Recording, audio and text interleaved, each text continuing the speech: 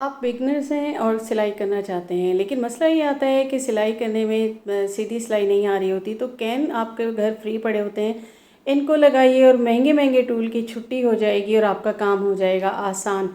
क्यों ना आपको बताऊं कि आज कुछ ऐसी चीज़ें कि आपके पुराने कपड़े भी काम आ जाएं और आपका घर भी सज जाए। और आपकी स्टडी टेबल्स होती हैं, आपकी कॉफ़ी टेबल्स होती हैं, उनको हम बनाएंगे आज बिल्कुल न्यू। और आपके ये पुराने कपड़े किस काम के जब ये आपके कबाड़ को ना छुपा सकें। बिस्मिल्लाहिर्रहमानिर्रहीम, अस्सलाम वालेकुम। कैसे हैं आप सब? उम्मीद करती हूँ खैरियत से होंगे। जी तो फ्रेंड्स, आज लेकर आई हूँ आपके लिए फिर कुछ ऐसे स्टिचिंग टिप्स जो इस पे अमल करके आपकी लाइफ भी हो जाए इजी और आप बाज़ार जाने से भी बच जाएंगे। और महंगे महंगे आप टूल्स लेकर आते हैं या फिर दर्जियों से आप सिलवाते हैं अपने कपड़े, तो उन सब की होने वाली है आज छुट्टी।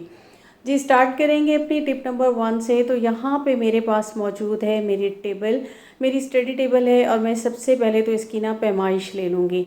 यहाँ पे जी मेरी जो स्टडी टेबल है ना, उसकी मैंने पहले तो लेंथ ले लेनी है और उसके बाद उसकी साइड्स की जो दोनों पोर्शंस है ना, उनकी मैंने मेजरमेंट ले लेनी है। यहाँ मेरे पास लेंथ जो है वो आई थी तकरीबन 46 और मैंने 4 इंच का उसमें ऐड किया।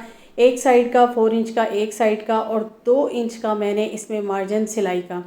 इसीलिए मैंने इसको ले लिया तकरीबन 54 इंच जितना ये मेरे पास आ गया।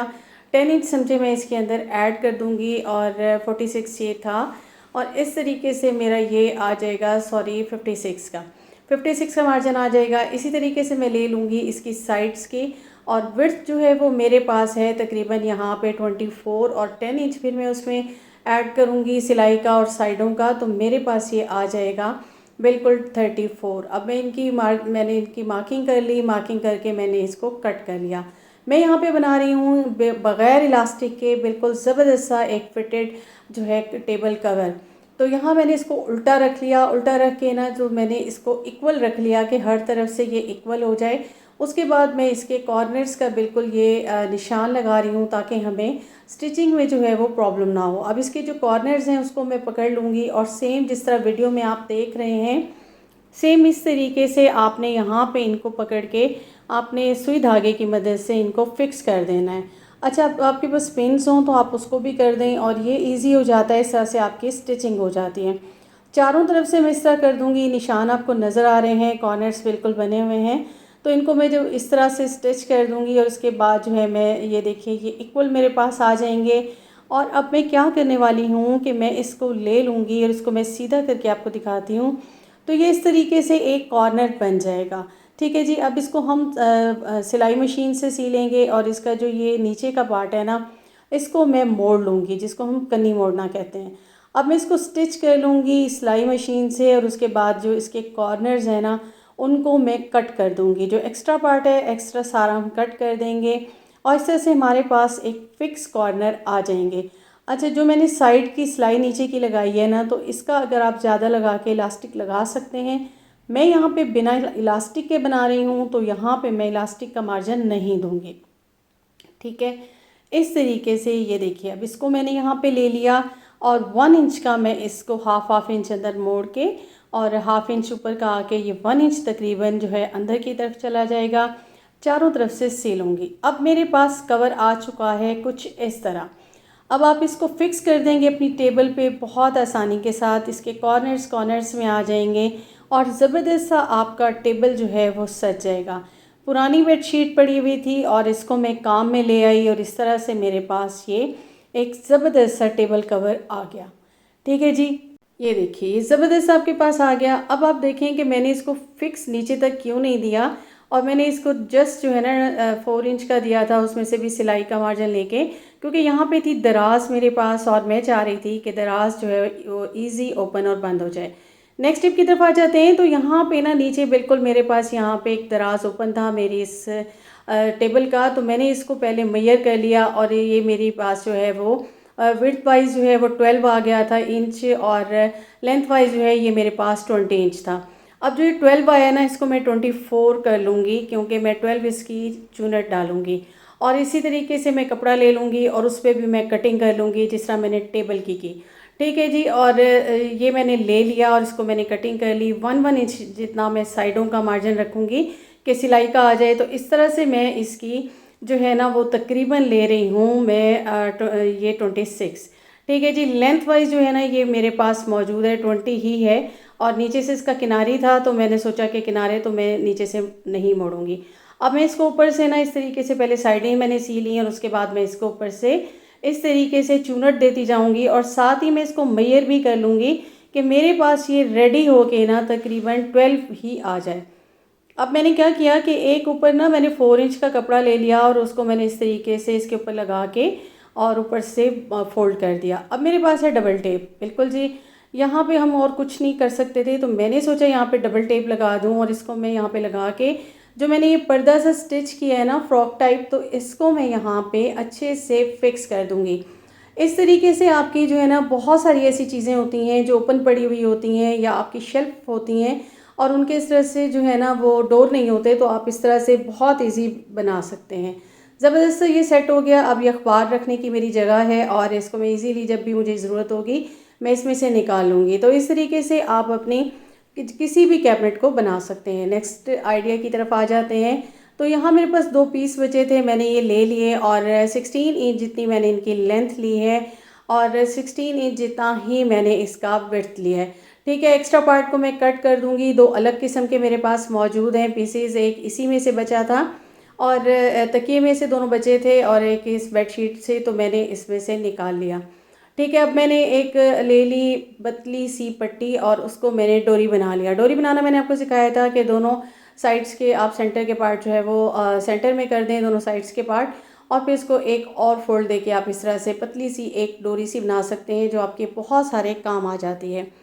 यहाँ मैं इसको तैयार कर लूँगी, और इसी तरह से ये मेरी रेडी हो जाएगी, क्योंकि इसमें से कुछ पार्ट लेके मैं यहाँ पे फिक्स करूँगी। अब मेरे पास यहाँ पे मौजूद है बिल्कुल चिप्स बुकरम, वो भी मैंने इनकी साइजिंग की कट कर ली। अब एक पार्ट को मैं सीधा रख के ना और इसके ऊपर चिप्स बुकरम को चिपका दूँगी आयरन की मदद से, और इसी तरह से दूसरे पार्ट को ऊपर रखूँगी। अब मैंने डोरी को रखा है सेंटर में, और इसके मैं चारों तरफ से सी दूँगी, लेकिन 2 इंच का मार्जिन एक साइड से जहाँ आप देख रहे हैं यहाँ पे मैं निशान लगा दूँगी, और सेंटर से ओपन कर दूँगी। अच्छा, अब हम जब डोरी रख रहे होते हैं ना, मैंने कॉर्नर में रखी है बिल्कुल यहाँ पे, तो इसको इस तरह नहीं रखना। इसका जो डबल पार्ट है वो अंदर आ जाएगा, जो स्टिचिंग वाला पार्ट है वो बाहर की तरफ। तो इस तरीके से हमने स्टिच कर लिया। अब क्या करेंगे कि पहले तो आपने जो मेरी नेक्स्ट टिप है ना, आपने क्या करना है कि इसको ना चारों तरफ से आपने कट लगा देना है। इस तरह आपको कपड़ा जो है ना वो इजीली आप इसको जो है वो सीधा कर सकते हैं। तो आपके कॉर्नर्स के कॉर्नर्स निकल आते हैं। तो यहाँ पे मैं इसको सीधा कर लूँगी, और इसके चारों तरफ जो है अब मैं सिलाई लगा दूँगी, और जो ओपन पार्ट था ना जहाँ से हमने सीधा किया है उसको मैं थोड़ा सा अंदर रख के और उसके ऊपर से भी मैं इसको लगा दूँगी। ठीक है जी। इस तरीके से ये मेरा बिल्कुल एक मेरे पास स्ट्रेट सा हैंगिंग पाउच आ जाएगा। अब आप सोच रहे होंगे पाउच तो ये है नहीं जी। अब एक कॉर्नर को पकड़ा और इसको मैं इसके ऊपर ले आई, अब दूसरे को उसके ऊपर और तीसरे को इसके ऊपर। इस तरीके से आप देखें जो एक्स्ट्रा बच गया उसको मैं बैक पे ले जाऊंगी। तो इस तरीके से मैं इसको एक जो है ना जिग-जैग करते हुए मैंने एक पाउच सा बना लिया है, जिसके 3 पॉकेट्स इस वक्त मेरे पास आ गए हैं। आयरन ले लूँगी, और आयरन की मदद से मैं इसको बिल्कुल इस तरह से आयरन कर दूँगी। अच्छा, जो कोने में हमने डोरी लगाई थी ना उसके ऊपर हमने फर्स्ट लेकर आना है अपना कॉर्नर, फिर सेकंड उसके ऊपर, फिर थर्ड उसके ऊपर। अब इसके तीनों तरफ ये ऊपर से एक साइड से लेके नीचे ले आऊँगी, और इस तरीके से मैं इसको स्टिच कर लूँगी। बिल्कुल एक कॉर्नर से दूसरे और फिर ऊपर तक आ जाएगा। अब ये मेरे पास इस तरह से एक पाउच बन गए। आपके घर में काफ़ी सारी छुरियाँ होती हैं, कैंचियाँ होती हैं, और इधर उधर बिखरी रहती हैं, और डर होता है बच्चे जो है वो इनको ना उठा लें। तो आप इस तरीके से इनको बिल्कुल जी हैंगिंग कर दें, कहीं भी सामने लटका दें। छुरियाँ किचन में यूज़ कर सकते हैं, छुरियाँ इसमें लटका दें। एक तो बच्चों की पहुंच से दूर हो जाएंगे, और जब आपको ज़रूरत होगी तो ईज़िली मिल जाएंगे। नेक्स्ट आइडिया की तरफ आ जाते हैं। तो स्टिचिंग करते हुए ना हमें एक चीज़ होती है कि जब हम बिगनर्स होते हैं ना, तो उनको होता है कि वो साइड की सिलाई करना चाहते हैं लेफ़्ट फुट की। तो यहाँ मेरे जो मशीन है ना, मेरे पास जेनोम है, तो इसके अंदर ना ये ऑप्शन मौजूद है कि अगर मैंने लेफ़्ट फुट वाला यानी मैंने डोरी वगैरह लगानी है और लेफ़्ट फुट मुझे लगाना पड़ता है फुट हटा के, तो मैं यहाँ पे सिर्फ इस ऑप्शन को चेंज कर देती हूँ, राइट को करना हो लेफ़्ट को करना हो। मेरी मशीन में ये दोनों ऑप्शन मौजूद हैं। या सेंटर में मैंने सिलाई लगानी हो, तो जो मैं नॉर्मल कपड़ों पे हम सिलाई कर रहे होते हैं तो वो सेंटर की होती है। तो इस तरीके से मैं इसको कर लेती हूँ। ठीक है। अगर मैंने कॉर्नर की करनी है या कोई डोरी लगानी है तो बिल्कुल ये किनारे पे आता है। वैसे इसके लिए ऐसा फुट मौजूद होता है जो आम मशीनों पे भी लग जाता है, ये 20 रुपीज़ का आता है, बाज़ार से इजीली मिल जाता है, लेकिन मुझे ये हटाने की ज़रूरत नहीं पड़ती। नेक्स्ट आइडिया की तरफ आ जाते हैं। तो यहाँ पे जी मैं आपको एक ऐसा टूल बनाना बताऊँगी कि जो आपके बहुत सारे कामों को आसान कर देगा। और यहाँ पे मैंने ले लिया है इस तरीके से, कैन आपके घर आते हैं और आप उसका सेंटर का एक पार्ट ले लें इस तरीके से।